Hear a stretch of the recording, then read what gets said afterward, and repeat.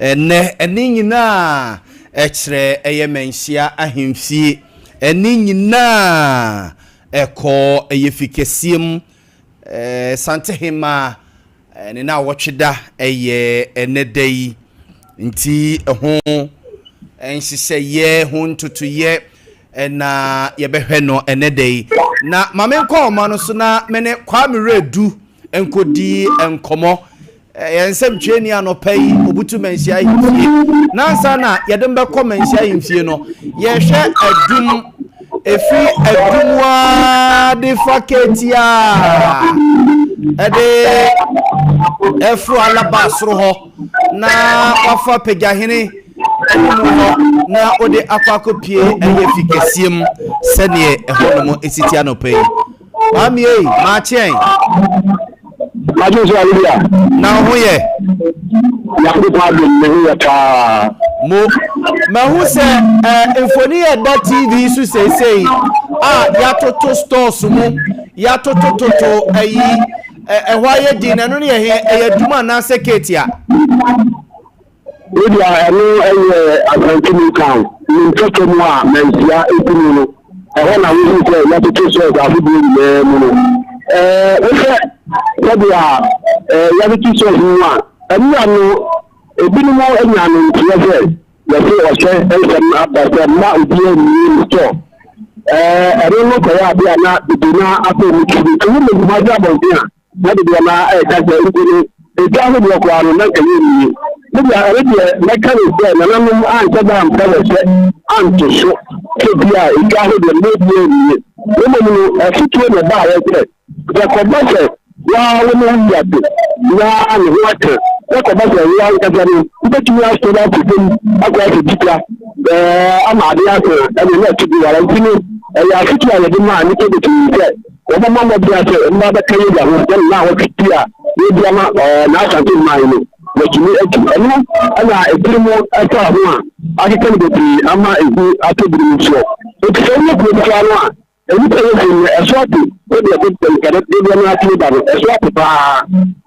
ba du be du santi bi kan wa ele me jari mi kwari ni wọ́n sẹ ìṣọ́ àfàfẹ́ bí ẹ̀rọ bí ẹ̀kú ní wọn náà wọ́n tó fèsì àwọn ọmọ ẹ̀rọ tó ẹ̀fẹ́ níbi àṣẹ òṣèlú kìíní náà tó dúró náà adétú ọmọ ìṣọ́ ẹ̀mú à ìfẹ́ ọmọ ìnáfẹ́ ní àbà na ọba ìrẹ̀ ẹ̀fẹ́ ẹ̀fẹ́ wọn bẹ̀rẹ̀ ó ní fẹ́ ẹ̀jẹ̀ ìmọ̀ṣíà ẹ̀rí pé ẹ̀bẹ̀ yá àbọ̀ ọmọ ìṣẹ́ ẹ̀jẹ̀ bíà ọmọ àǹkẹ́fẹ́ ọmọ àdúgbò bíà ọmọ ìjẹ́ kí ọmọ ìṣẹ́ ìlú wọn abẹ́bẹ̀rẹ̀ yìí àwọn àgbẹ̀fẹ̀ na níbi àwọn tó wá sí sáàbẹ̀ bíà ìfúri àbọ̀dún nípa nìkẹ́kẹ́ mọ́ àwọn ìgbìyànjú Nàìjíríà ẹgbẹ́ bí hàn mọ́ ẹ̀kẹ́kàfà ẹ̀kọ́ fún ẹ̀yẹ lẹ́bẹ̀ẹ́ bẹ́yà ìtùtù ní abẹ́tún ní akọ̀fún lẹ́yà ẹ̀bùdó ọbẹ̀tún ẹgbẹ̀rẹ̀ fún ọmọ ẹgbẹ̀sọ́ tó tó lé ní à wọ́n dé ẹ̀mí ọmọ ẹgbẹ́ àpẹẹrẹ ẹgbẹ́ wọ́n ti dédé kọ́ àwọn ẹgbẹ́ sórí à ní máa gbọ́dọ̀ à ìdírí ìjẹ̀yẹ ìbọ́bọ̀lù ọ̀hánú ìdírí wọn wọ́n tó wọ́n mú lẹ́kìnrin lábẹ́ bí wọ́n mọ ìṣẹ̀kẹ́ Muslim Bibiana Australia won people to them every free or more actually Bahama or na Edabra and me na do akoso e ya ban bo wo territory Ghana is a community after time to come here there be biara ya do a certain or say after that no biara and I'm the community more is problem as you do clear extra better and the second half of and you can see I talk about even this one about the as well no more I want to plan the get the ẹsẹ òbí àyèsí bọ́ọ̀lù àwọn ẹbí sísú ọwọ́ ilé mú ẹbí afẹ́rẹ́ bọ́ọ̀lù níbi ìṣiṣẹ́ ẹbí sísú à ẹni sísú yèsí lò ẹnì ẹ̀fẹ́ nàìjíríà ayọ̀ ìkàbíyà ní jẹ́jẹ́ ní ìlànà ẹ̀fẹ́ ẹgbẹ́ ìwé ìlànà yèsí lò ní ìlànà àjẹjẹ ẹgbẹ́ bẹ́yẹ bẹ́bíà ọmọ nínú ẹni náà ọmọ bẹ́bẹ́ hàn wọn wọn bẹ́ kí ni ẹgbẹ́ pẹ̀lú anáńtì bọ̀ ẹtùmí ẹgbẹ́ àbá káàkiri àfọ́dúwà ẹni bá hàn bìẹ̀ yẹn wọn ní ìyàrá káàkiri àbẹ̀bẹ̀ wọn mú àwọn ìtumí kọ́ ká ẹni lè bí hàn bìẹ̀ yẹn tẹ́kù àbíyá ẹgbẹ́ wọn ó ti gbẹ́bí ilẹ̀ ó ní ìlànà kẹ́lìkì àdótú ọgbọ̀ wà ní ẹ̀dá lọ́sọ̀ wọn wọ́n lè ẹ̀yẹ́ kan anáńtì tẹ́ǹtì ẹ̀jẹ̀ àdáàbò bí wa ẹ̀sẹ̀ bẹ̀rẹ̀ bí kàkà ní ìgbèbí wa ni wọn yẹ́nì ná ṣàkíyìmá mùsùlùmá yẹn kẹsẹ̀ èdè yẹn nínú à ọmọ àhúmá ẹ̀nà ọmọ ìgbà abọ́dọ̀ nkùn ẹ̀wà ẹ̀nà ọmụ se dịmedi na asị ya agụ agụ ahụ ihu dị anụkwa yi ọmụ dasụ wọ ha titi nyananụ ma ọmụ Kenya asị anyị na nke Kenya dị tiri sị Kenya asị ma a na-efi na epụta fi ma ọmụ niile mu a na-atụmụ ebe ahịma ekebe mụ a esi ọmụ na-atụ ọmụ nkefụ a ọmụ dị eme ji a ọmụ nyinaa no ẹyẹ ẹdùnmá no anụkwa yi ọmụ nyinaa wọ ha pata aka ọmụ nyinaa ebe eme echi dọm ẹbí ẹmí a na-ehi ẹnìmá ẹbẹ sọ no anụkwa dị ẹmí ekegya na mẹrẹkẹsì amanfọsọ baa na ẹni ọmụ ba nkaari a nana mo ti yẹ ẹsẹ ẹyẹ tuntun anaasẹ ntoma tuntum ẹni ẹnfọdà ẹnìmá na amanfọ eti sọ mẹdika ka ahomba bọ ẹsẹ ẹbi dẹ káàbọ ni ẹkọ so na adeɛ baako a ɛwɔ ha no nso nnanom ama yɛ so sɛ ɛnna no yɛ akɔmfoɔ a wɔn ɛkɔm na wɔn bi akyerɛ sɛ nnanom nso ama mmerɛ baako a yɛde na akɔmfoɔ no ti ɛde ka yɛ no ɛno nso no fɛbi ɛwɔ manhyia a ɛno nso ɛtu yɛ de ebi kɛ sɛ deɛ wobɛdi hɔ ma akɔmfoɔ gu so gidigidigidi wɔn a wɔnyɛ mmɛdi ha no wɔn nso nam kwan so dodoɔ no na ase wɔn mu a wɔn ɛkɔm gidigidi na ọmụ dị ọmụ fituma ẹwọ ha numa wụdịa ẹgbẹ so ẹwọ ha nta aba. Sese deɛ beebi ayɛ set yɛhwɛ videos a wɔde ama yɛ wɔ TV so a yɛhwɛ yi a na preparations bibia ɛde dadaka so a yɛtwɛ neɛ sɛ yɛwura bɛba bɛtena seɛ aboro so ebi a prem to bre be 12 that is say na watch da no ahyase se deɛ nananma konfo na omo so omo ye o mama mre o meboa na sante yi ma so so hot se ya no be o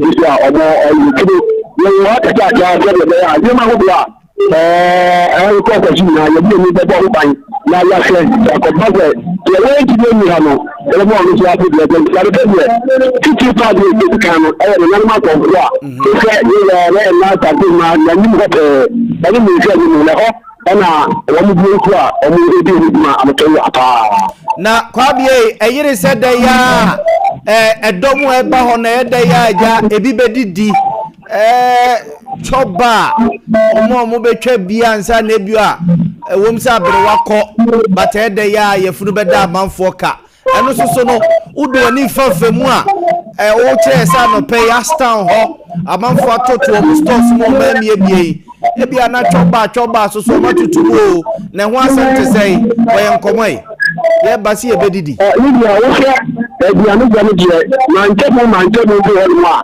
omo ye mi ani to no ele ade a omo ni orutumi egba ye omo na aye no ebe ni je ye to na wo ye di anu ni na ade a ye to no ya ni please ana ni tutu ana na ta ni tutu ni ni na anu je omo mo ye kaka ebi kiro ebe ni mo ti aka no a ba bi keke mi kaka gba ti kaka omo na no ele ni anu no ide me pare ko ni anu ele ni kaka aka we bia wa wa bi ka ta ni su ko aka ni ko bi na ni ka ta ni ya wa ni ame su ko aka je ka ja ni su da kla ra wa ti ko da bia a ko je ni da ni na ni da wa ko ja abi ni ka ta ni ka ja ni ko mo to ni ke wa mu ni da ni su na mu a o mo je e tin ton ka ani ke ba de ni sa mi ni ka he ti na ro e bi ni na mu ka ja lo ko ya e mi su e wa je de re de me ka je ko mi de ti ni de ni su ti lo o fa ti da bia ni ka ja ya ya ba to ya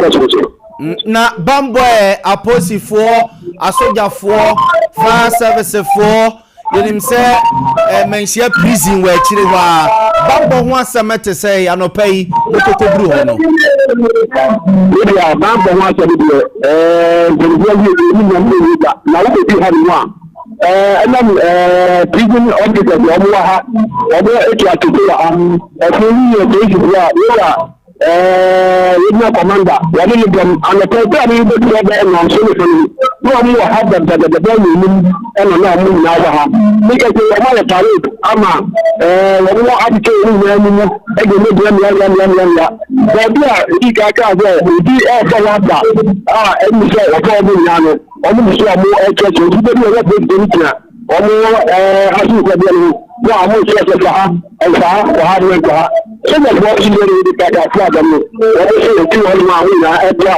ama ma bo da ni e ti ko so di Libya had enough of the data. Obviously, I got really proud of the Obama. I can communicate that we can do them. And if you can't break anywhere, we know more than the Papua. Na mami musa we so unse edom eba be kire so ho no no ja bia na so hu obi ehu akoti obi hu akoka kakra eya na mpempi e ka hu se ambulance service ne ebia Ghana Medical Association for a mobile vans B hospital mobile hospital ne ade anopai e hote say eno so asem. Yeah, really, I'm not saying making ambulance. I just said, to be a cousin, you can do to me. I didn't know. I'm not going to get it. Only now, after two people, the Hanma, or a big one, or a kid, and I only know as a professor. You should dream and you should true. And I believe for any academy Hanma. When this man, now, I mean, I should not only our Hanma, that is a person, I think. Make like I say, I'm running it. The was so a young yet, and I really I'm running it. Let's tell you that. You did get up. I don't know what to do. I'm not possible. When I'm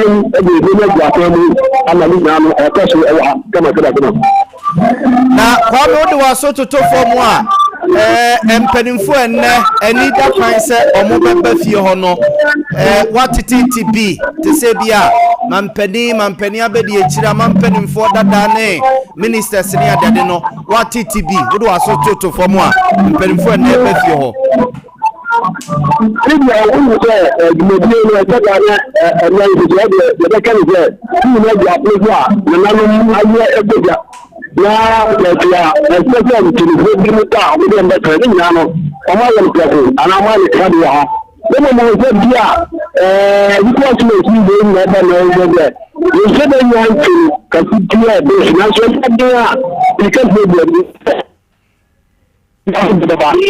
we didn't know all where they were going to have one. I'm afraid the doctor meeting now. At the day, see, and we are every day. I got to do my own looking like a guy to about you, and then it's a question to tap into. I can trust you letter. And when I'm with you, that to be having, you say you're more than a person.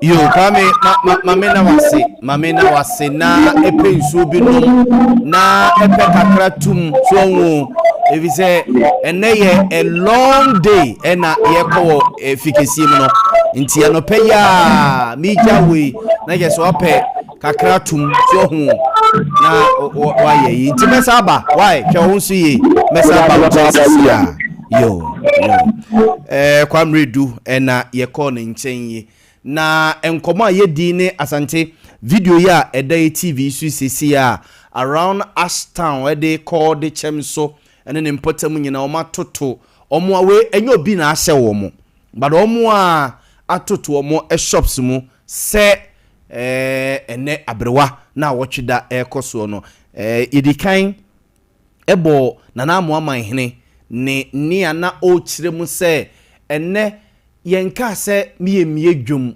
yenka se hwe na obi anko adwuma obi a enye na dwuma se ne yese ne fata nemum around fikesiem menhia himfie akwan binum ene adede na omo kire se eno de omo ebetutum ebia se da bia ho na afa kofie da bia ho na afa ko adwuma da bia ho na afa ko dwomu a ene de eniema sesa eho no yensantie na na moaman hene enchechemu odema ye committee a omo hwa ye ntotoye na wotwede nyina no wono ene wona yetitire ni ena nananom nyina soso no ebo eye nechidom yenche na na mama hene enra press briefing around be 4:35 mo ho no mo ne ensemtwefo edi nkomo menchia yimfi wadama na omo shops na manfo busaso mbetima kodwom mbetima kodwom ya the roadblocks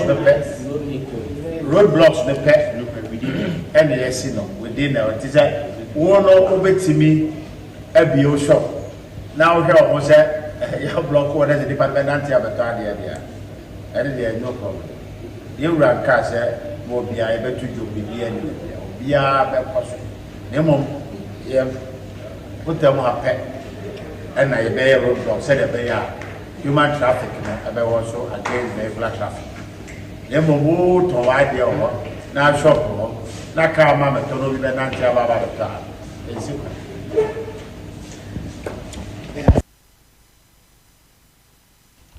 Azante nti rezedi ya ninyi na achire fikesi mu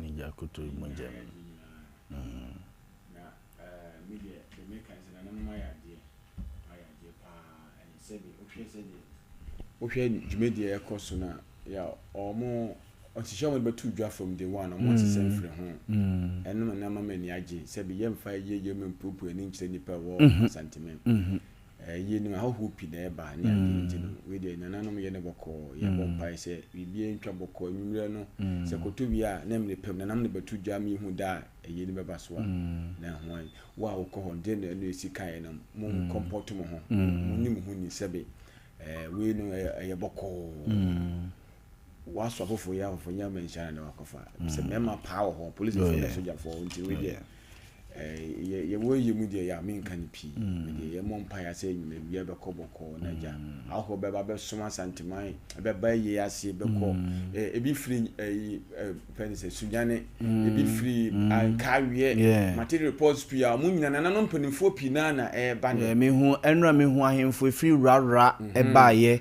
enra council for yes enra so me hu ministers of state me hu the former chief justice Kwesi ni Yeboah me hu minister for works and housing Kenneth Gilbert Ejay me hu ono ho me hu member of parliament for Menchia South Nana Ejay Bafo awua ho me hu the former former first deputy speaker of parliament former Bekwai MP Joe Wise na ono so ho we ye mra na Gordon Ahianyo e ka kire yen se enne de enne omo se one omo mpe bloggers sem bia ho se no na ye kan bloggers sem se o de o phone na penemu ba na mu di twa na nam na mu krim bi ho ene ho ahwan no omo so mo frantuma mo enne so mo frantuma cha no so ya na mu so hu mu nantie no mo edin metwintwa na wo manamu bia nkofa asem bia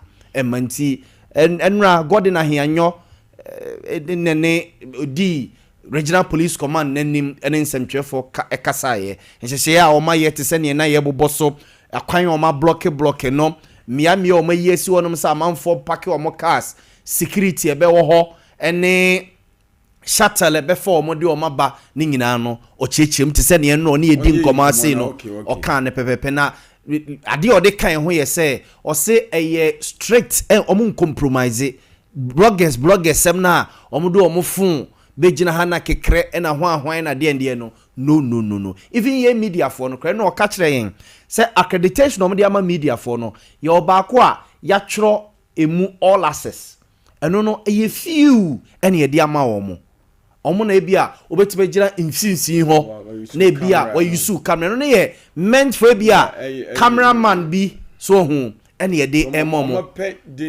yes designated days bi na mu gina so na what ma capture the o say o pesa wo capture bia o ye reporter ene ebia o no cameraman betima call ba reporter no be gina chire then you run your commentary and whatever o pesa wo ke bia so hu na waye ho omo entertain funfun se mom say strictly cameras me sa ne ma ya we de ne danam de eto kaka me kan afa nurses for there no edikan enu aye condemn the act and I also continue to condemn we will be our NDC now you say we be our NDC mahama mane be di mampanyini na mabaya ba power na se bi mudi bra ba hjem sema ya niema emfra na ya mo na mahama ba because mampanyini mama say wonam Japan will try to cut in investors to come to Ghana and so on and so forth. Na yen kan no name nam nyambransen bi obi akodi ni wo Rich Hospital beba. And na kokofa we nyina ba. Definitely it goes against your government. Now the Ghana Nurses Ghana National Ghana Nurse and Midwife Registered Association for mo ya they have been very consistent. Hwe obakai women's Opoku Mensa. Opoku Mensa call Mensia Hospital. Neba. That was around November 29 to December. Nurses for any break ya momoko strike. Momoko strike. So Samre original Anto Joseph Anto. Ne fancy man we beji kroma se pa ya so get on say e basa na e say a nurses from se omo ntan aban bi. No kre. Me nua Joseph Anto Joseph no pemi mo because say mutimi ba kofo a won na ese se ne nsa atwa. Wode ba hospital say doctor for nurse for say abranche transfer be hwe. Me be hwe na wanya abotre na afi de wa ya hwe awie no. Na afi ya wako na wakofa wo cruise waba na omaba ba yese bi nyama ense mfata nokre na minister so ba ya ene uposa no enya de a eke bibia kire adwumayefo no say ase wo condemn na ya meka tato say minister no say ene obey press conference na Matthew I mehu fly bi sa omeka se baba ma amanfo akoma abafom ena won make sure say branche no be bi omo hye bia so mutimichi no. Yeah, also. Na say no akra Shatawali much do. Na we na. Oh, yeah, we say we also much no. Oh. The law must take its own course. Sunday ne see you. Sunday ne see and 5 days down the line. And he say ebesi na monchi abrantie no. He jo yi de. Utie papa nche mo de ma ya. Omo hwe uwie ye clean na okofre o matofo se ye mebo doctors ne nurses ne ni wen. E de na chese wo de emergency. Omo nanim de omo ye. Hwe ya. We dan chen o mens de ni si ye no hwe se o mens adwuma ebo no correct ye suspend no is a new reinstatement ka me gas onya bi ma onyan but reinstatement but omo movie no from omo different region and then omo de ko it's a eastias be bisa me no ko ye so and the band just twe ni say and when your public official abanjuma ni bia wo individual bia ono watimi say o tax and say o nipa omo chire dom ntino omo ko yes anim o say aba ma so twen ba minister and press conference no ba so me can say bi ema events apom de adwuma efo no akoma no be can say bi aya obe say ne mo de minister to ye doctor Cranton sebi we say the minister ne post an nye bad nsin bi o ka umunta ada social media comments ne ada interviews no ye na is yana ye anu kakra we did him, but the choice of ways must be very considerate. Mamene Jabin Rabang impenim phone to us on free as Santa Beda say, Mame Emma George ne Miki Makwaba na afi yimpis country butum sika die share bi wo ho na wo be ma wu bi wo ho a e na wo be ma bi ni ho a hwe wo ye ho hwie nyi etimi ma yare wo fie sorry na be ma wa boso no sise wo tutu mantwe a ka pre motuma no ntia ti no ye moso si wonom no be ma so ye moso no pe ya kodwaben rabang mi ana me ka say empu pedwetiri na de asabra bo ase a kodwaben rabang mo branches ni nyina mu oduru ha manager na ka chen say Sompa fo say me pe dwetiri na me de aye adwuma nti me mra ko ombehwe no no odi nkomo miki anambo a Ricky. Me mama chi anope so mi enti mu en. Yo. Oga, ni kan da twede ampo nyame ase. Na wo hwa hun se ye nyina ya hye tuntu. Ene mo colors na kire se asante. Ade ato asante ani. Ye di areho. Ma hun se we ye dwaben na dwaben hima ne bo mo say okọ ne krechi no yeah dwaben Rabank yes mo so mo yes okay ede ekra na chi eno wow idi areho people because ya na late na kunadu yado the third we share we read bibi fa sabi ya hema ya nana bibia any contribution to the development of Ghana ekwanim bebre yeah nti ya hwere adekese nti Ghana mine and especially Asante mine ne ya nana otumfo se tutu the second ana ebodia na amaye muso ne nkwa so ade kese ana ato yeni ti yeba yenya nana your boy chairman we are say jobbing there a traditional home yenya nana one of the great traditional towns of Asante no yes nana Utio Srebo that's a bre no ana jobbing rabank da bi e betena hai ne fare by nyina gina yenya nana so na we yenya boy chairman oye nana Dr. PJ Duncan also the first we penny ono so ni modern bo we can a Ghana a president of general of the West African Nobles Forum yenya nana oye president wow nana Duncan also wow ono anso na osan ye immediate past president of Ghana National Chamber of Commerce. Osan ye Dwabin Rural Bank board chairman. Wow. So I'm den crackers here esmaye. One yenya ye see you noble elder Augustine Aredamwa. Tin kram de man say Ghana mine and especially Asante mine. Ne yenya nana utum for say. Ye kan say yen shedding. Na Dwabin Rural Bank and so a time which Boga back to business. Isukura ijai him Ben then penimfo na ne kan Dwabin Rural Bank e buy Madaroma 41 years more na ye ray. The customers ye don masi bebre wo mo na so ye mu e dia beduru sebri.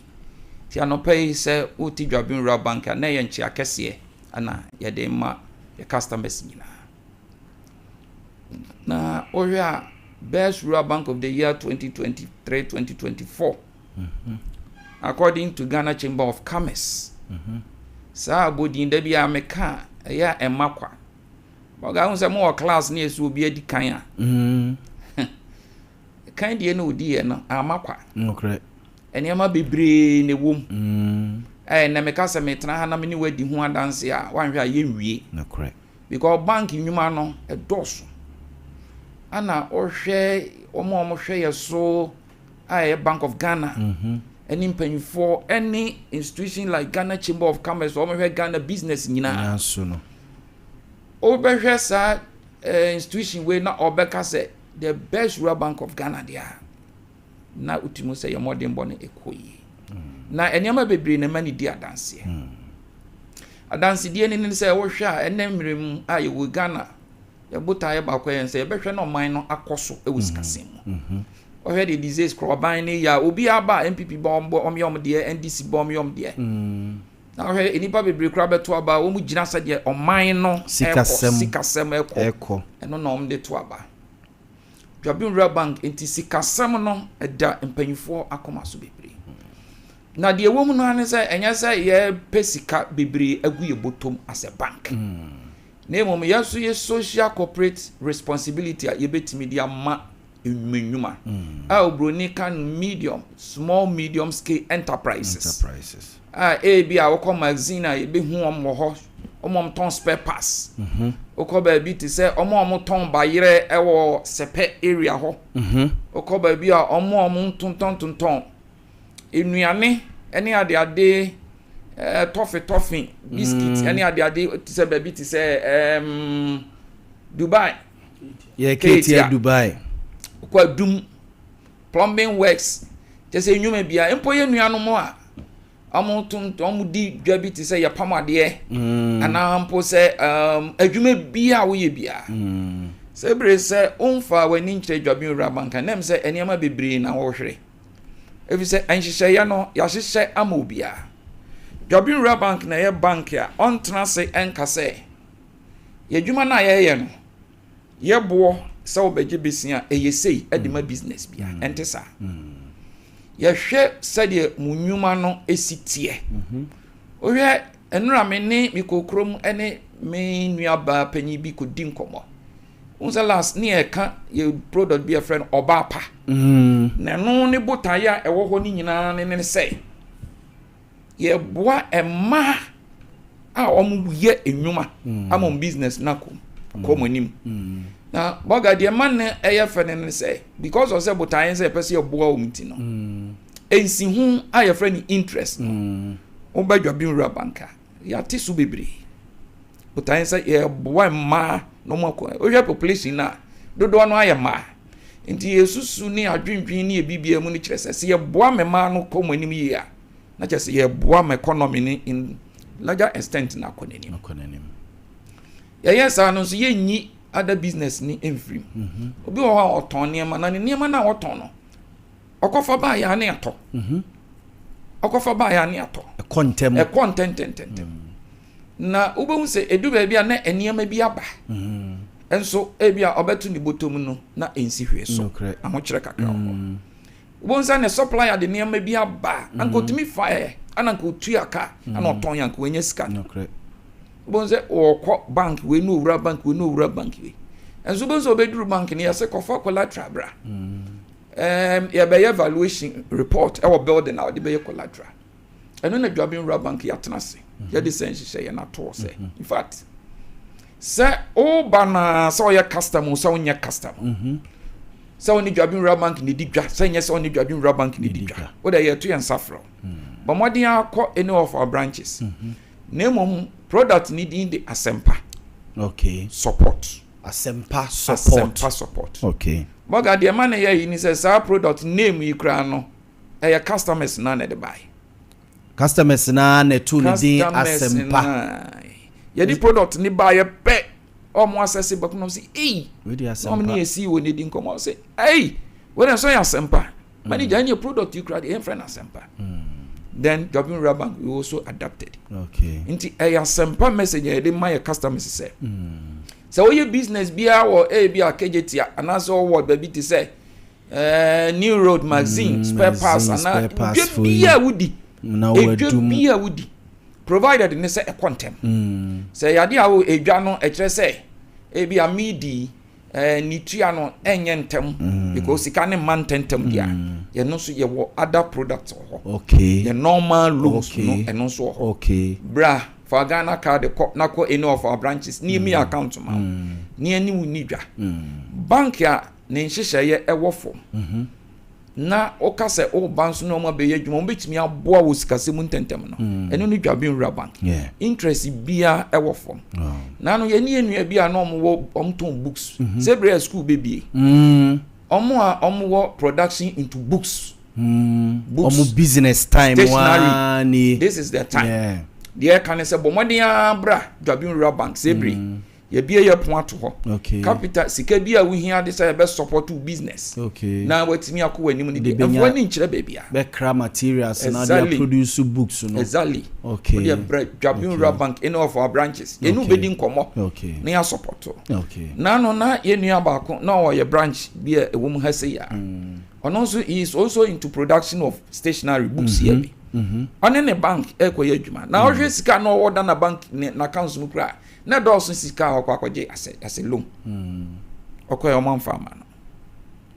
man farmer nti e happen na quickly na two mirika e ba dwabin wura bank oba ya dano no an oba ya na dano no an no ye grantee no sa facility no ye di loan ni ma no na ma o de koye na adwuma na me kan minua no oni na ye adwuma ni se bre de ye bie ye point to ho se obako hazel na me kofa we bra kofa de we bi ni ma bibiri na fe wutim ayesho me ka kra ye bia 100,000 yes this can ye be kan simple 1 billion Ghana cedis enu nti na wonam be ko ne kobra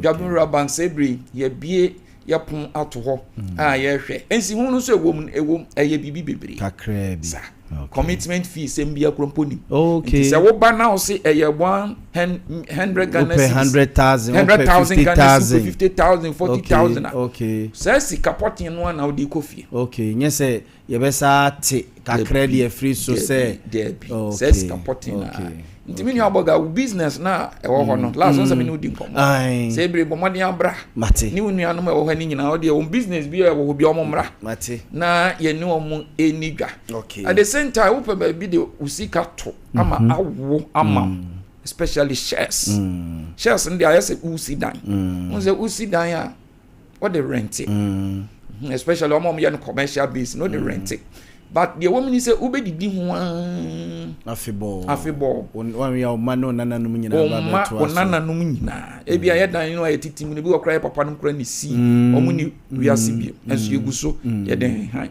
sana shares concept no and also okay oba na obeto shares na obeye shareholder afi bia ye declare profit ni amount dividend ye nsi ho a me fa ne say wo the only time empo na yawo financial crisis the whole Ghana no unza BOG Bank of Ghana buy no banks ni bebre no omo antua dividend among shareholders but Jabin Rural Bank because of see sika sam woso nti your customers at Roma nti yen Bank of Ghana my kwan say yentua dividend and my shareholders nti ade bia eye obi nim da chi asem ene wo ahoden wo time wo san wiska ebedu ba bi na uni time na wo ahoden nanso na uni ska ye nyi kwei ebedu ba bi wo san say ska wo time so ni ho nanso energy no na drop it variable no change all the time at each stage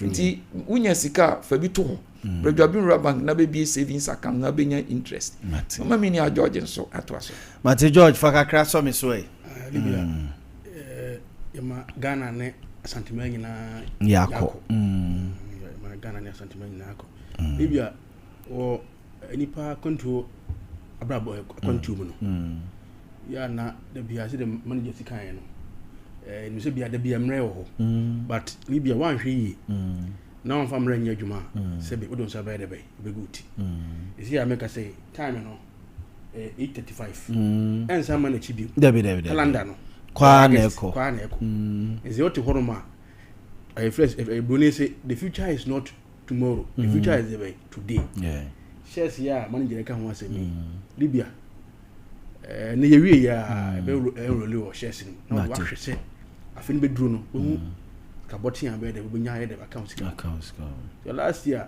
AGM say mami nom papa nom no ba ho no obi pia free AGM na sia say eni gia o de kono Libya ka che Ghana fo nyina say shares na de 50% that was the last time okay and now we shares na so no baby a wo bia o de free okay abi registration there de be amount Libya isa ka esi su biem na e Dachinti investment account and also you design ma fra penif obia and na gedifo no e fa ka say omo pension no samre na wo hoden a wo ahoden no omodi an she Dachinti investment baby ma fra yi bi wo no ma na bia obekọ friends university be do ho na kasema hwan da ya den samre ya try said Dachinti investment no be de be obeye bia ma no okay be do ho no na ni je ne se de na de be eko Libya susu no so no Jabin Rural Bank ye maba wana ye mrante ne o ma cheta market centers in Babia kede tia Dubai bank no market ajuso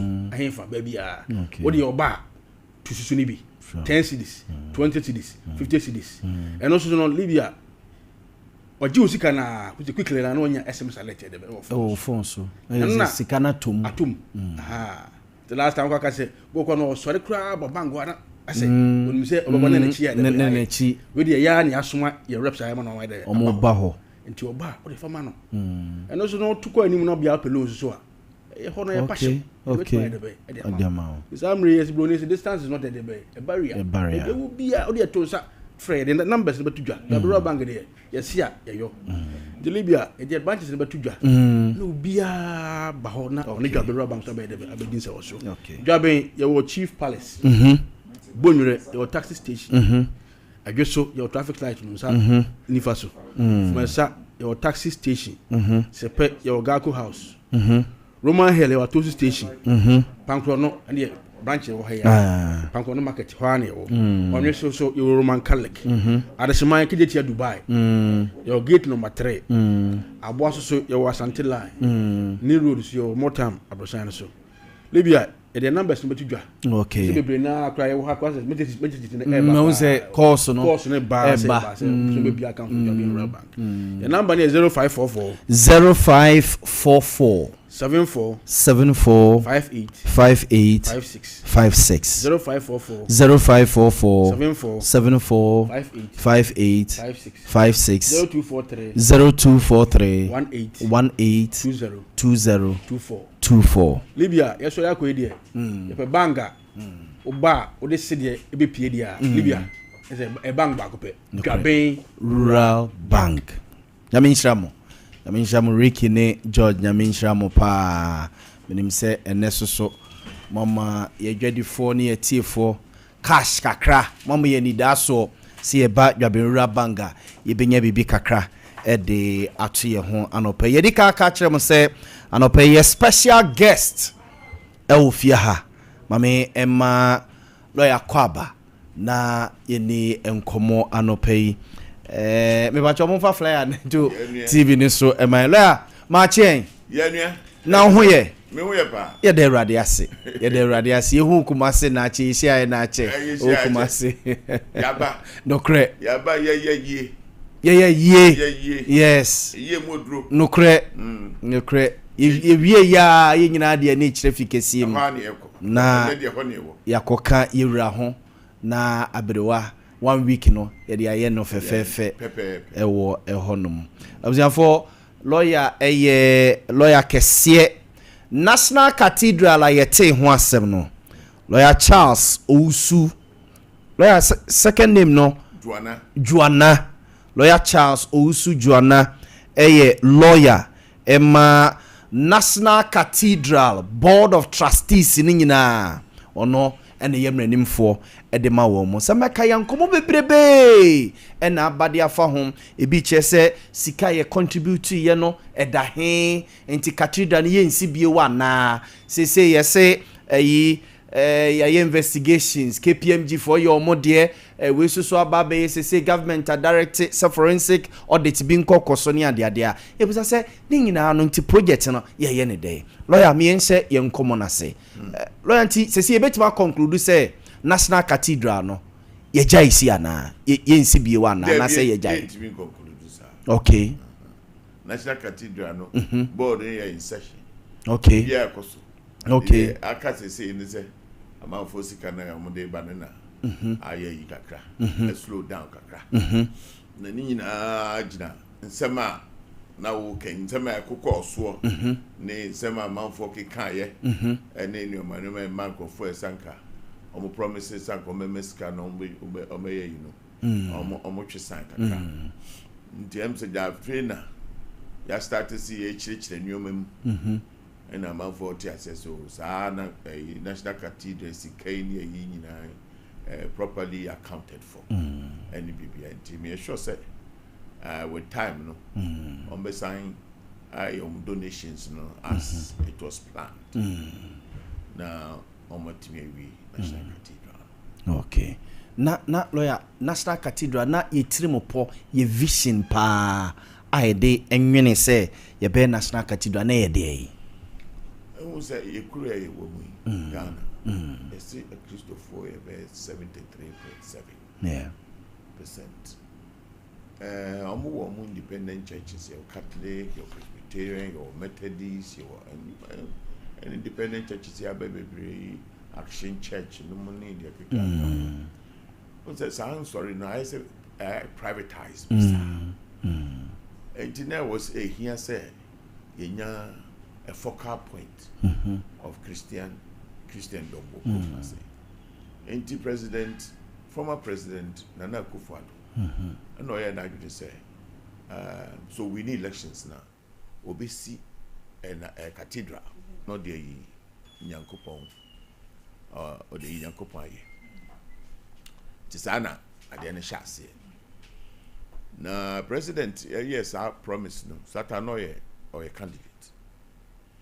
To obey president and then I say obey bibia or Ghana Dilma now obey bibia as a president and I say go through a certain process. The president call a okoji a opinion. Okoji opinion for Attorney General, so I didn't person me a quite bad soon meet me. And Attorney General man opinion, a positive opinion, so bet me. One fast go Supreme Court. Supreme Court for some man green light said obey me. And the African said by implementation. How are by no? Implementation ni munu. And now my imagine okay. And then a government by and a day Christians because of stand say a idea between a partnership between the Christians and the state. Okay. And to nature say how has it started? And then a government by and then a Christians by. The state there the woman so be my assassin. No be my secretariat no. Now asama seed money. And President Akufo-Addo na breast tomono government or my assassin, which is the state's responsibility under implementation, and on my secretariat, and on Sansuma seed money, and on the chassis, and a set here board on the chassis. And basically, no, I bind the any day. Tinko started air donations if you are breaching in your money for the say NBC National Cathedral. And a man for the year politics. Say National Cathedral and cry a waste of funds. And say baby, say what to be. You be saying see school dang ye, and you could see National Cathedral, hospitals, yin sing ye, a man for Honchre Omo, ye more woman ye could see National Cathedral. And you know, you cry a woman. You cry a woman. Constitution and premier and discrimination. But so be sure. Your president tell you this week. Ono no di mu akotrim yesi national mosque. Assassin the government there. Government contribute to it seriously for the building of the national mosque. Our how could you hold? Yeah. I feel so Hajj. You will Hajj a yibi wo ha. Omo mo ko Hajj no mo ko Mecca nyina ho na omo fa no mo. Hajj village. Hajj village na yi. President Dubai also be see Hajj village. Yeah. Also be Hajj village. Hajj village there encompass with the terminal. Actually, the terminal. Nipa you hire a cap of 5,000, and you want strand of religious people. Yeah, kasa nye good. Yeah. Religion there. And only kuta Ghana say. No correct. Because I know na because akwa I am born media manyame. Stop here for it. Very very important in our life. No correct. Also obey a Islamic bank. Say for Muslims. Yeah. Also obey Islamic University. And also for Muslims. Now here from time now, what you say, the state has gone overboard to help the Islamic religion. And you know, I feel na see bibiama a friend say a Christopher. Yes, say in the school that you see, and the way you see it. That time when you see Sanoma way you know, sa a national mosque. Ye besi nipa 1,200 squatters na ne was assassins. Obekasa squatters. Minu me say squatters some more rights. Almost you more Ghana for assassin ye Ghana dia. This a Ghana to be provide baby am man contra. That's all when your baby contra. So be two on crowd to was assassin. No correct. No correct. The 3 days na you almost free so. Any problem. Now it is I say discrimination. What did they make and say? A Christian a National Cathedral no podium. Yen kasa aban sin hold you. E si aban en mass no on secretary bana no so be mass no. Na Akufo-Addo no a president. So your constitution the powers no are extensive to say your President Mahama Obey. The powers are extensive. Bibi obeso ye bi obey. Obitimi stop. Yeah. O just state project obi a shase na obi so aban. Kwa bia was say so twaso. And that's what the Jan said the thing. Na go for the obey. But acrimination no in some na nima no moka yanka se ye dua prophet kusi Victor Kusi Boate. Hwe nyoma mo de ye no. Me ne ko BNI o say friends NIB. Yeah. Meaning call. I'm detaining for 2 days. On Yashi. When you bear the war was sort of annoying. Na omo boni din bebre de bata ho no na dia. Prophet Kusi also know executive secretary yes. of the board. Yes. Into do mrana na omo call omo person mobilize contractors no mo site. No music anso. Na board ni sika no enso. Okay. And all get donations okay sadia obe donate. Anya donation kra. Obe bo mo bosia. 2.6 million Ghana cedis. Onwa de ni sika FM wo mo. FM. And they go through the board approval. Go through board na approve bibia. Say omunyo musika na ombetuaka. Omunyo musika. Omusika ne ba no mutua ni sika ma. Obi fa baby a ye tue sika. Amano. Say kwa ne ojije sika. Baby a onu tue ni sika ma ne de ndia waja. It obi asa it is very very very damning and wicked. Prophet Kusuka bicha me read hosta. Or send a bag girl go school America. Chinese name girl be catch this like oh papa you crop for. Oh. What has to that level. As I mentioned, these are the things ya to a good Abontin afa a cathedral trustees no one in a cathedral anymore. Yas ye go free into Bikra or Honda so Nistikabi, not so person de bois. Or so there be Femisica come out criminals and everything. And on our delay, cathedral no see today. Government to the YNA DB, where Wama assassin, Wama secretariat, was Sansa Masidmo. Almost see, I didn't know almost spending 97 million. No be back at yourself, 97 million a tokuro na daho. Ibi say ye two amana the most expensive hole in Ghana, National Cathedral amana no. And no credit. 97 million Ghana cedis. $97 million. Okay. Mami explaining to you. National Cathedral na almost Cathedral is still. And son a Bible museum so. And son a Bible garden so. And son a restaurants a city bed 350 people so. Okay. And son a conference centers so. It was a enclave. Okay. And you know architect obeys our drawings. When you say you bet you no correct. Because architect or any drawings, or say dinosaur, Debbie, a Debbie so, but or any drawings. Only a bet you structural engineer or better say, wings and then you know, you know, so you bet you Obi or your bill of quantities, you bet you Obi or consult to sa complex structure ya ABC, you bet you Now, side you may have me Bob Bosui, I also need your manome. It take about 40 to 45% of the total value of the particular building now who's here. Okay. And so now who's that? A dino is okay. A fair ebe is and the near the Akusidan. Okay. I feel Tokro no more Kasen Tokro. And your Tokro. Ya sinking bare 25 meters of a concrete and steel. It was assassin. I just I foundation. Okay. A fair ebe pija walls now and some be brave. And I'm at the end to be catcher of say a Tokra. It is very, very, very, very disingenuous and not correct. A bonica say. You go for no motor board no so. Only a soft one penny £4 my bomb bra without any blemish. My bomb bra with one things go for him without blemish. Yes. That's almost by the national a year project. Most of all my criminals. And so go for Uncle board on the swap. There be on better board meeting piano. Yamu be 1,000 Ghana cedis. Okay. Last time we check in 4 months, 4 times almost it going to okay. What did they make? Matthias. It's a sacrifice no more. It's no. Obeka just say yes. You go be cry resign. I saw for be cry resign. Yes. I'm gonna resign. No better no more resign. Some so many criminals. Omu wieska. Omu ye yomra. Omu wieska bi omu yakrimia bi omu boa. So I'm gonna resign. And when I say big crowd, that's what also be. Because and then what is the benefit? And National Cathedral near Kanosu.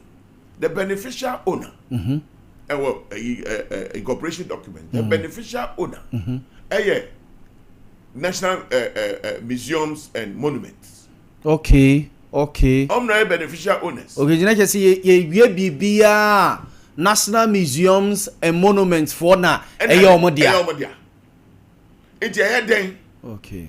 na obi aka say ebe aba me dia enti sem na course no ye kekan no mo ye ni nyina no enya no kreda eye nkrofo bi no mo share da during the campaign for 2024 election said that is maybe one of the things Christians ni hu ebi no matter about the other party it ye make sure say you be destroy the credibility of the project. And obviously you talk about nanado ni nyoma biblia anya nokre intimia national cathedral net here bibia ni ho esi ni kwan because I buy even the current president obey o see en cap o mo be 5,000 when they tua enya buy na etua from time immemorial buy na etua it identify one group of people there it is okay and another group of people come majority no it is not okay. It is not okay. Me feel say constitutionally enya balanced constitution in place and bring the discrimination na no ote say yes president suggestion say base national cathedral nke bia enka yemfa nkonkon ho na nka ebia yenkusi anapi center ne ampi theater ne sa ne manema no nkusi like a cultural ne manema wo ho no ote ye no ofa ne say I was very, very offended. Na me bufu iye pa because me a Christoni maba. What I say? For example, sorry abe. Oko sorry ya say bia offering kwa 5 times. Ya je first one, second one, third one. If you me nyes kan fa intino, say national cathedral ni si wa. Say nya ban dia. Nti me call ma sorry ya. Okay. Koreshi kakra me nya me dia to me call. Dia to mo call baby. O te dem make. No correct. Obi fi abrochire bana so ni asori bia onye a member of any church. About back on national cathedral. Say president and na bibi ba na see organize prayer time. National cathedral on the be no. Last year see a prayer day the first yeah, national for Muslims call national mosque. Yeah, call forecourt. Yes. Says your toy. And I'm from maybe boy. Aka ye prayer is okay. Ka program ni nyina say. There is a need. 73.7% of the population of this Ghana yetimu are Christians dia. And yet there's the need. Say be some focal point. No be on beso call denomination churches even. Obi ma call government sorry. If you are no could fear. Who ya na more importantly. Yes Ghana ye peaceful. Obviously Ghana is peaceful because yes Ghana. They have you. Nipa na woman they have attached themselves to religion, Christianity, Islam, and the rest of it. Into churches no preachings na ekon. And when am going or to oni adwuma and so still or can. What did they make because of the preachings near in a koniti na asofo no ne imam fo de mema ye waso dem ne mosque no tinipa na te se de kra no wakana komatoni what you say and na Boamah Ghana are so peaceful what you say it no very, very important even though untimi and chron to paper so but it is very, very vital what I will so be bompa me de amanyame me de to nyame me hwe nyame anim ni nyina ya the process of delaying an impending danger akwano ho akire na obetimi aye it won't mean writing off and as I say nyame fa ma o say president bi no Christoni na say ota and e be de that one. Yes. I guess forecourt ya na say Black Star Square te say na no ye hu say Yaw Boamah mo ne eyimu de yekoye no Black Star Square. And never did that no. I say you been the Nicoto. A friend saying Atamils we. Yes, said because Asumje Park, yeah. Asumje Park, 100 slaves. You choose slaves if okay. And you don't go. There was some Jabiano. The spirit in the person soon here, Kuntakawa Hono. Asumje Jabiano. Because we didn't have a place where we can bury our Christian leaders who fail. Yaw Boamah ni say esanka national heroes omukoya ban adwuma a omato esanka edu omukọ cathedral ni mu ni ekoyo omu eyesi eyema omu ansa na yakwa akosio it is the need spiritual need religious need say Christians will have a focal point entina omu tibod dusu nyina ya Christopher enye so omu di asori na ekwa kan omu asori mu omu de man national museums and monument no omu manage again which means eventually sadem a government there. Even though there are individual and private people who are invested in it. And private people ne contribute to ye sika the seed and by ye see their more mine. Their more mine. Okay. What sort of then the same we say the individual private citizens are contributing towards the building of it. It has been mispresented. But you say this misrepresentation way cause one a man for enya ahonkeke bia ne pe bia se obeto so ne bia why contribution I say me akasa me call omo fa me as omo lawyer no start that question now we mpanyifo na table no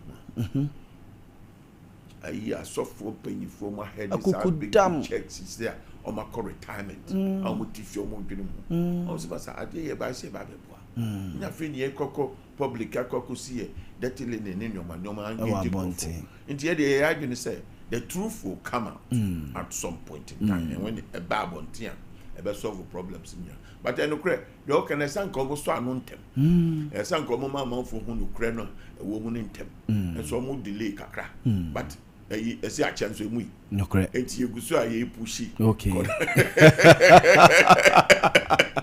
lawyer National Cathedral sikana sana sikana man for contribute to kakra de buy any seed money a buy the maye tiseni yebeka se ni nyina sana the government I contribute to be 68 million the seed money no mine 68 million seed dollars okay and almost spend about 97 million dollars which means okay balance the woman your contributions ebeba and diaba is almost cost but they say no inflow of funds from the sector na say fiban akofom internet there be am radio so am catch say president Mahama say una president the battle stops with you also make market okay with predecessor no seed money it means so no me person me seed money to money me seed money observe for any lawyer din komo na video here wo TV so say na lawyer ka say concrete o magu asase na se no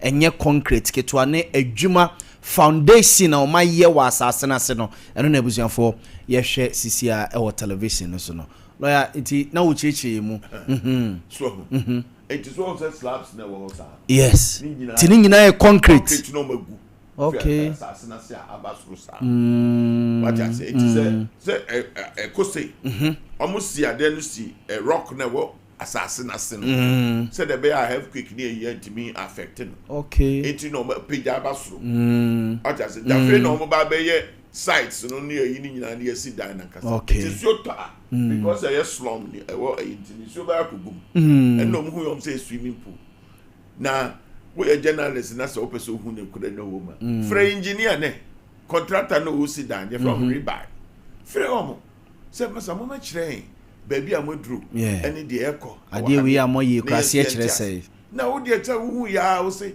a swimming pool because that is the propaganda and we a political arena but say no ya ba reality it is a political arena do munyai no mo amaya madun so me donate to National Cathedral no omo fa adwen fine and try donate ne ye ntoaso it is still as me person me donate I can still do it oh yes okay. Me donate. Okay. Arma National Cathedral obi obaka just ya dissolve be nyankre. Yeah, it say government will dissolve board of trustees, you know, will dissolve secretariat. Government in cancer, a propaganda na bia no. Because let them be a National Cathedral for herself government. So and the government crossing to me dissolve the star. Oh yes, because a company limited by guarantee. Company limited by guarantee. No government need control so sir. It is a government crap so you will be a so court. No call your case to a court say now cost into conform others here liquidity almost because some aboka and abibisa. And so a long process. Okay. Obia if say ya dissolve anya correct. Mo fa musika no mra na ye fa si National Cathedral here nyame no because Ghana Christian for majority please. Lawyer, we the spiritual aspect and the religious aspect at the tunchenia. Sikasem financially, benefits be na nanka ɔman no ebenya de free national cathedral anymore. Spiritual aspect in it, free. The set mature and your compass cathedral. Revenue, tourist attraction, because one of the kind in the whole of Africa. That's a garden, is it? Museum garden anyway. No. Now, go England and no one the other countries. I won't say cathedral. Maybe 200 years. It is an imprint of who these people are. Okay. What their belief is. What you say? And a tourist attraction for the bar. Abe research work, museum hall. Abe bar. Ghana, a point where the tourists be free all over. Now, when tourists come into your country, what do they bring? They bring money. A lot of money because they spend money. Yeah. They buy food, they buy water, they sleep, they buy everything that they could see. Yeah. Also, the influence. Sometimes, also, I say Americans, free slaves, descendants in Ghana. I think Ghana government some realize it in and Ghana, friend say the year of return. Return. Yes, I remember. The year 5.something billion was realized within that spell of time. Yeah. That is what tourism does. If there's an attraction that will make people come into the country to come and see, and to come and partake in it, and we have different revenue generation for government. And then also in the private sector there. Government there. It's one of the GG's kind of and yet a national museum and a monument for no correct. No correct. And my phone disabuse on my mind for the fact say yes, necrophobia, do musicana, my jaba and sikaka, no person musi museum no more benefit. And you no credit. Never. Wow. It was not even contemplated in the vision time and the implementation time and in the construction time. All along, we share incorporation documents. The beneficial owner is Ghana Museums and Monuments. It is a seman here can Eko Henifa, Eko Biboto, Eko Ena, board trustees no more. 1,000 Ghana cedis. Ghana board, say be a GNPC for board. Go check it. Sika de man per city. Any a sika you tuamka per year. When 1,000 at the moment, because a charitable to make sure say this museum will be built. So a cathedral will be built. Indeed, they have not been treated well. Now, Obisu Bekachiro say, I dare know, Charlie, the phone. Obisu Bekachiro say, and a parliament in Nimbushi, and then the credit from 2019. Any budget statement that was read in Parliament, the reference was made of the National Cathedral. From 2019 to 2019. 2021. Okay. Which was the face of every time I kind be mini budget to say it was stated. I'm saying confirm before the man. Dates. Okay. What you say? Okay. The parliament is so then. Parliament is the people's representation. And nipa no or my elected ways to represent you. It told the idea to parliament and yes a Ghana funya yeah they are them at 20. What did they make an answer? It won't even say na cathedral. Na lawyer Obisu Beka say Prophet Victor Kusibuating say oboa cathedral ni say ya to the extent say yesha say kra no ono ne de ni sika FM board of trustees no emo de sha say a adan na nipa bebre ye kan ya kra gu papa nanim asia peto se bi na me ka kire wi se ne ba o ko school baby na Chinese ni o foreign na nya Ghana nipo e ka se ni papa ye criminal simply because of some and yema we read the internet so what social media so fa ne papa ho is it fair obetima take people on e be do some time bia nobody want to do anything for government to do. What did they make? Matia say. Now when young for mama nye juma mama sana. No man ye ko hinifa. Into that ye na man for this sake growing unnecessarily no. I will see it to be stamping out. because it does not help. And what Mobin Ganso Kibetum so person me boa aban say. Prophet Kusi as a Ghana for your panic because you send a credibility without any good reason. Into maybe I'm a Kobe and I like to bring it out. No, be art to say yes, this is what happened. Obetime see you a man for na. Oh, definitely. So Okuja to Abraka will see you for defamation. And I'm saying you do point to me now. Okuja to so respond, but no one say honorable Okuja to Abraka. I saw respond to by minimum DSC because another lawyer no. Okay. Also, you know, our quarter may sure say still running through the court right now, but it is not fair for personalities of such caliber to send things into the public domain. Okuja to Abraka says no oyayi MP. Ogusu ye MP kra. Sometimes no MP. Yeah. Into to mean yes annual no. And no foreign affairs minister. Yes. We are people who represent Crawford. Yeah. Who represent Ghana for. Into to mean the trench, you know. So now offer one side of the UNIPE and what they are to public domain. One man I said the papa na or yiska cathedral fusika. That's why you know. And you know crack. There's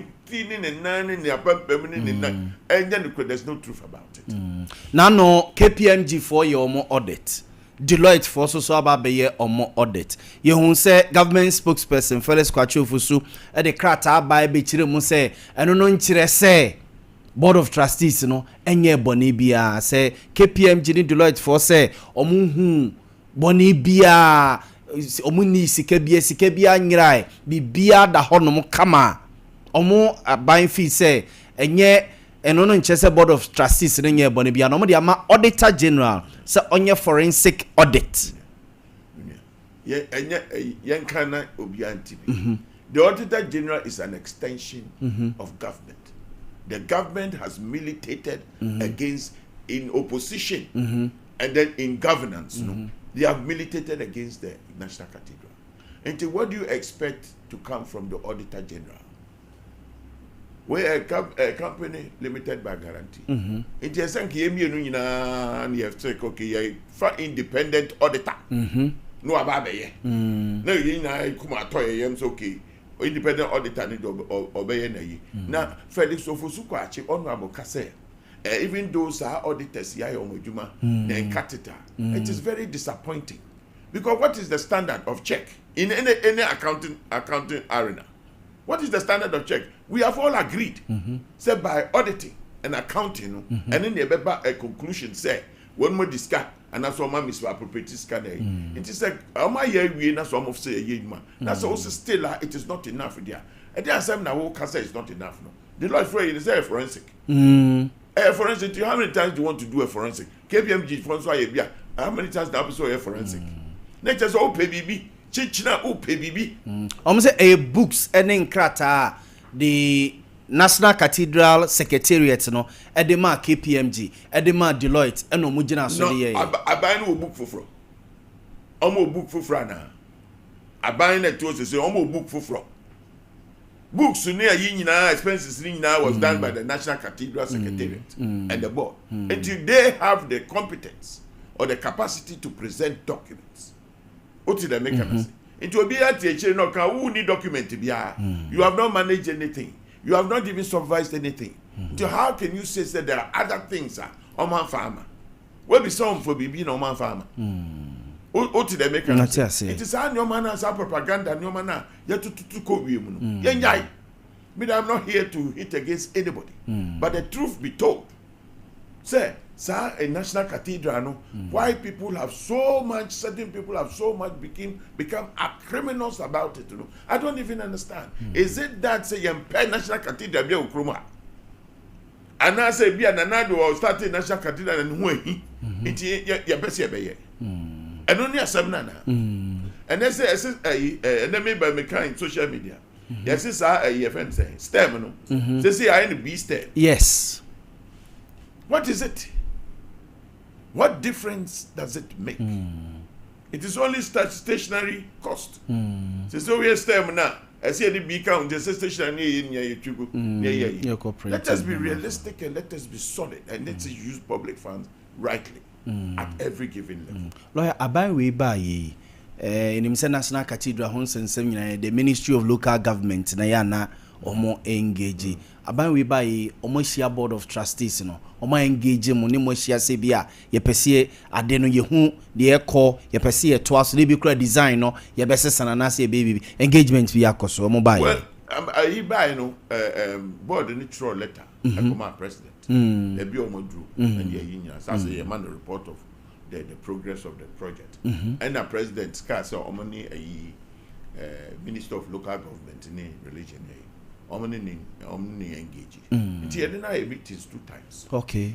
Say jama next week Monday yede was another meeting. Okay. Just say it is so for nyoma na ekoso. Na earlier on na minister no he was all for the National Cathedral at some point to the council. I hope say Obesa go back to where what he started, so that this cathedral can be finished. But cathedral need the meaning.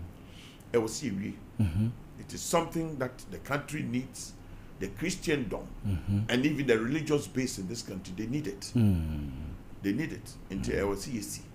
It mean can say and I'm simply called radio station be na you know can say I didn't do. And here for her, and then your man, and I'm beside say the social contract between government or representatives of the people and the people they say, Omo muye juman be to tax ama abai. Omo muye juman zaban be to scam no multimedia level because all the mra ache chin crofo so ntimi wiade ntimi yusu ahon dey find you be uji abeko prison there. You have deprived him of his survival instincts, his survival, you know, what deprive him?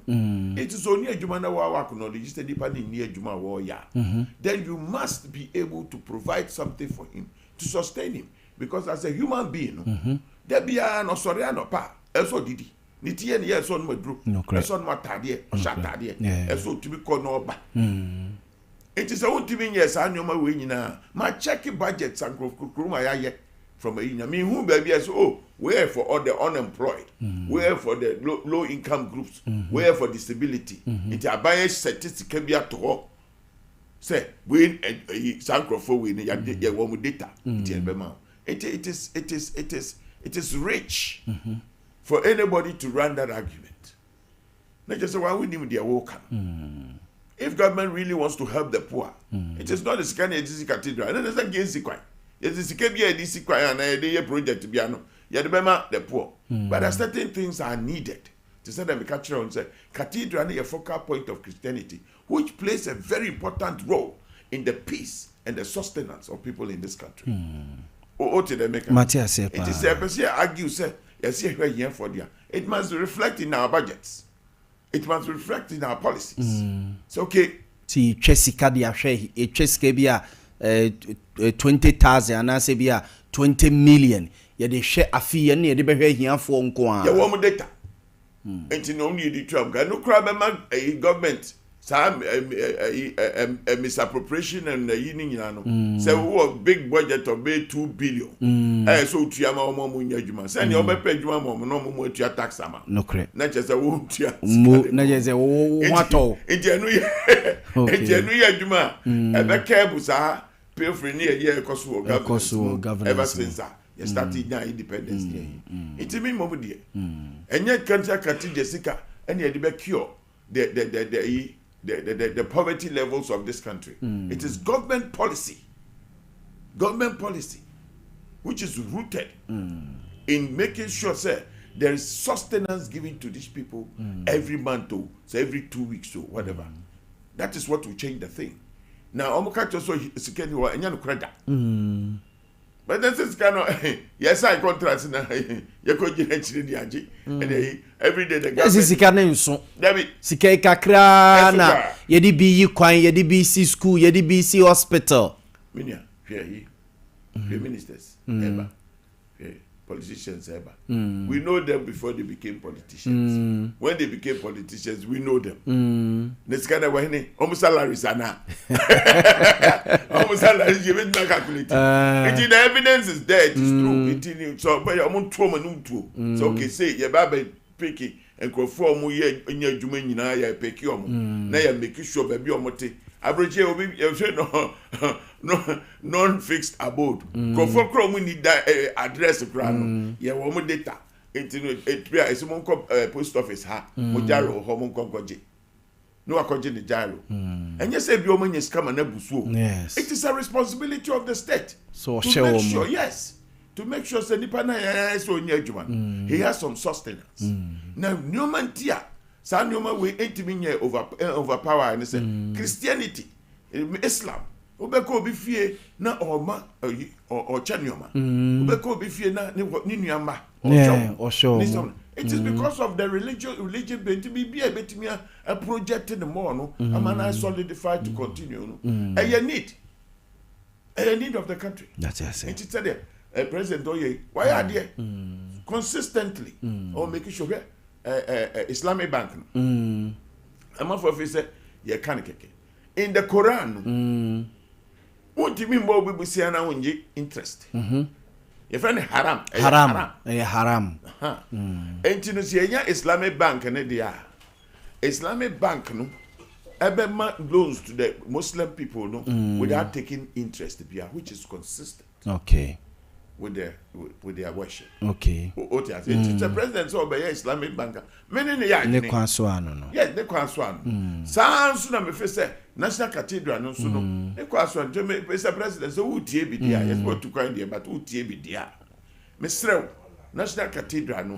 Em say you have been misled because who the number one man. When you to abama.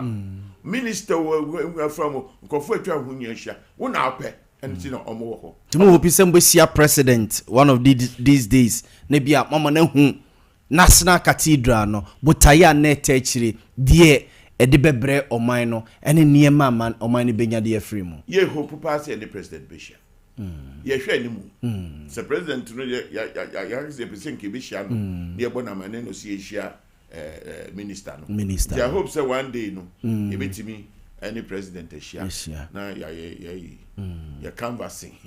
Now, one also say, Obama is seed money in Libya. Because another my seed. Or the kakra come home. What you do? Nobody appeared. You might a national monuments, fence. Museums and monuments. Now, the Bemom. The Bemom. It's present. Yeah. Pusher. Yanibedi Hupa. No, a man for saying Musa say. Na board of trustees no ene mo amudi enimo no se ne amanfo sie di motem ya kansem de enye no kre e de afam hu bebre mabamumu debi se nyame adwuma ne ye believe say Christopher ene nyame adwuma bi a wo ye bia so National Cathedral so wo si National Cathedral abrosam ne nyi ho abrosam oni e jomo mudi atemi debi say abrosam to be used to me no they attack no be obembebu e say we are be dia bemumu ye some man for come hu akafam hu nyina Prophet Victor Kusibuaten chese papa onyina apostle onyina some mabamumu ikra ya e kra de shey kutupa si ye be move akọ forward ntido ye be mu de mu obi anso we di atembia ye de boni ache sa e don boni ache say Jesus say fa boni nche na nyam coupons of fa boni nche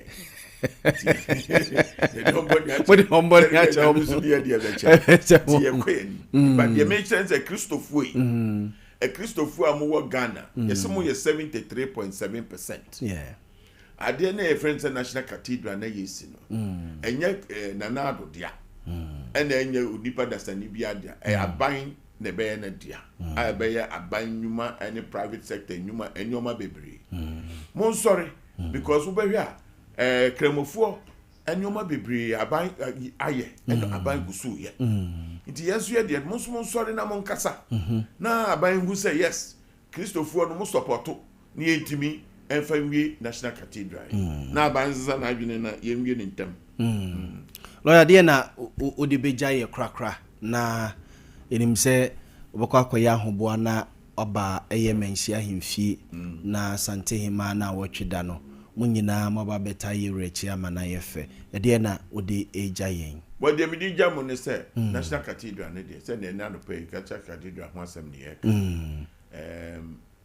and this say oda sere no pana ate se ye jai ye nsi bio a ebe wonwa o ebe disappointing so ebe very disappointing na obviously I said $97 million that I said I need 250 million it in a trabe 103 million yeah they be count they just say aka 153 million yeah they be count na kiwi na ohwe correction eje won sorry mu kurum ha say kura keke ande a sorry no nyina correction mu je ne title mu tuana me we sure sen ka mu 100 omu ji sa 100 times ka ba na katida ne sewie kesewie entinya ade a esika na ye problem no na ensema e kafa ho no e na ma sa problems we buy say there ebi se ne board den dodo ebi se countries be CB ebi the 50 something million dollars ne see ye ebi the 30 million dollars ebi the 100 million dollars ne see omo de de ne board den dodo net you the cathedral na yes no hwe ne magnitude ne kese no ene ne eme ewu mu na on the low side gra and the kind of architectural yina ekọ efukra what the mechanism omo manage making sure say ekọ what what's that obi be si dan fe obi nso be si dan honey obi ni nyina for a purpose yeah we dey no see 2030 some can we dey no see sa that be yeah hwe ne sa no correct iye ni pa bra bom ye hwe ne sa nti obi an reform na adwene o nya isa en tro na ye di na abe no kre no na ye move on ye konkodu baby yi ba de ba kwa me be kan say asama for ye careful nyankopon de oho so uji ni di o nyi ni di oho ono e creator abon ban no abubọ no sase no otwe na ohwe de ekoso so woni wonu anya asem a ohwe o say punishment in be some time to come but so transcend it na bu na nimtia nyame nimtia ofacho me ma instance be your bible nti omo yes animo omo nya very careful because Nyankopon fancho the fact yes na shakati de say hona Nyankopon imprint one so militate against na Nyankopon no bu na nimtia because you bo nyame din as one respecting her it is a sign of disrespect to the creator me ma instance be in the city tamana David yo hene no our Israel na David had the ark of the covenant no or they call the city of David because we see it into the call David was dancing no dear sir because the niaji see the ark no afia the call baby see DC and an atade ebu no e naked the year Micah baby will know who say we so your hene we okrofo we so your hene Nyankopon to na wodiem Bible say Nyankopon to na wodiem okay Micah come obi anti o ka woni tirim ene Nyankopon hu so akasa asem o to na wodiem enti me dey advice am dey ma no say wo ni bibia ka fa na shaka yedin uko baby na se yedi o matama yedin because you never know baby Nyankopon be fiaba no wa ye obibi because eye nyame ayi ni eye asori dan yesie enye akonodi anase eni adabosu bia Nyankopon asori dan so eso no so na ya obade nyina say ho na esi esa wo respect is okay say nyame ayi ni eye wa eni me support them tia nti we dey warn am the bank of the National Cathedral no trustees no omo nwi obi asika omo misappropriate funds bia your audit assign your audit capre ba anywhere they cannot account for everything has been accounted for and if that is the basis upon which yes cathedral no yen change use in Kodia then what is the basis of the other one cultural said that a good base to spend that kind of money and as a way says you be and I'm saying graphobic and empire cathedral and CBC. Yes, I know this video. That was the news academy in your bandia. So the channel. Ninyam faso official. And Ninyam faso official Christopher Mumpejam. Okay. Lawyer Nyaminsira wa no pay. Se obekan ye ho na oni edi dwuma no pay no abekirikire ye mu obiebie ne ma so bebre de akire Nyaminsira opa. Yeah, that's it. I said, come check with listeners in the motive. Aye, to be chairman, more ye jumapa, muntin some panel, no more fun spreading. Amen.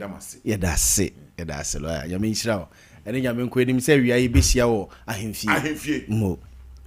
I mean, show.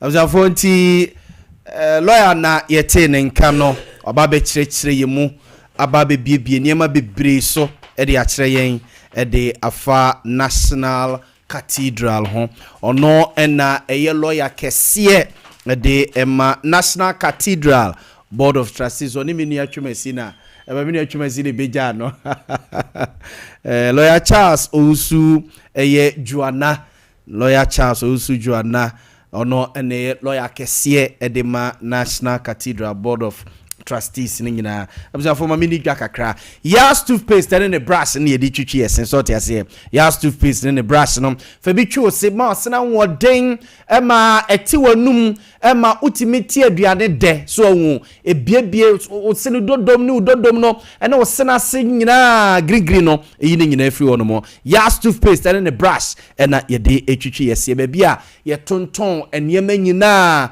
uduro no so pa Yaw toothpaste and the brush OCP fertilizers na no aso so ene ye de peti yemfudie so ne yemfudie na aso doso de amayen OCP fertilizers no abusiafo ba bia tonton agrochemicals de manyina OCP 15 OCP 10 OCP TSP ne nyina obenya bi 0555909437 0555909437 kanjene nsuo no ye nonom kanjini nso no yegusua yenom mese enipaduanum zoom lion a onum a ekle fini nyina ede efri nipaduanum mese yade bi hye ho yade ne wanum nuro wako hospital menka se kanjini nso no ye duro enye duro but ode sohye na bohu se sa de we Yaw Boamah ka ho asem no Sompa fo ka ho asem no na eyampa kanjeni nsuo ene ye kamfo ediama wo kanjen na jig drink water say Ghana fa na nyina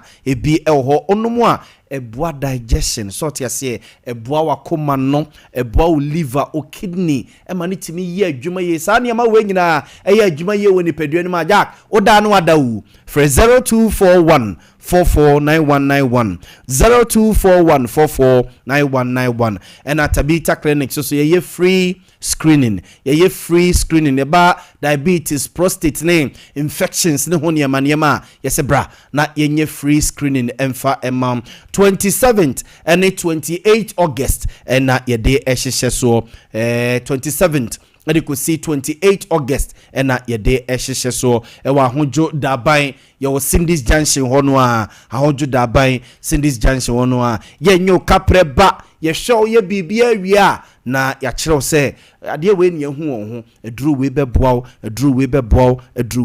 Tabita Clinic and ye kamfo ede amawo abia for mamenye birthday see quick na fi yen sorry Emma sports team no emesum emfa emayen mame enye birthday see quick na fi yen sorry happy birthday to Elizabeth Fosua Mankwa of Yasantua Senior High School, Yasantua Girls Senior High School, from your mother Nana Sapon Nkuma, Queen Mother of Unique Ladies Association. You, Elizabeth Fosua, happy birthday. Happy birthday to Apostle Godfred Hackman Quay. Or a leader, victory in his presence, Santa Maria Drugstore, Kwasiman. Oh, okay, from Kukua Jando of Sompa. Yama happy birthday. Apostle Godfred Hackman Quay. When I was leader of victory in his presence. Here was Santa Maria Drugstore. Kwashiman Honwa. Yama happy birthday. Happy birthday to Honorable Collins Ousua Mankwa, former MP, Menchia North Constituency. Honorable Collins also Amankwa, Chief Amankwa, happiest birthday. Former MP Mensia North constituency from Sompa, crooning in a happy birthday. And a blessed birthday. And I am my wife birthday. Yay! Why ma happy birthday, wati? Me roommate, me better half. Me bibia. Happy birthday, wati boy ma. Yeah, me kra. Why? From sa na me kra. Why? Wa na beye. So ti happy birthday. Why? Ya me onhyiraw. Won to nkwadnam. Na omo abotrem se abefo no mugu akire ho no. Jese enzimo mo kagu masum na nyano na metie. Why ma nya me nhyira wate. Na yankopon mo abotre. So ukunu menye esoso fam sa. Why? Na bibia enye fanti. Mrs. Libia Boga. Oh, and that TV no so happy birthday from Abusiano ne man obia ohima oba pa nanaya obia yesi ma happy birthday wate and this be nika pro yi kami ye watching ba o de je see ye di sante hima 1 week it so also nana blessed birthday to Emilian Ponsa of Dompasia Probon from Miami Senior Frank Ade Akye of Asokwa enti Emilian Ponsa of Dompasia Probon Miami Senior Frank Ade Akye of Asokwa man for friend action happy birthday enko action so my happy birthday and a happy birthday to Wadud Jr. Happy birthday to Wadud Jr. Chumamponia NDC Operations Director from Bermedru Ene Kakape. Yama happy birthday. Happy birthday to Charlotte Ya Ado from Auntie Lawrence from your auntie. Okay, Charlotte Ya Ado from your auntie Lawrence, your human resource manager, Otafu Municipal Assembly. Inti Charlotte Yado, wanti so my happy birthday. And a happy birthday to me sweet girl, my sister, Bibia. Shelly was 82. Happy birthday, wati. Ramsia Presbyterian Church, a word doom, a ho and a Shelly kwa, sorry. Shelly, happy birthday. Nyame onstra. And a happy birthday to Sarah Che, a building material seller at a Doom PZ from Samuel, administrator, Active Point Dental Clinic. You and Sarah Che, happy birthday. What nyame onstra. But for the must say sports team no esum no more atwaso emba any team nyina wa ha omusum no more atwaso e de free ase yakopon ya do mechina ye be hia.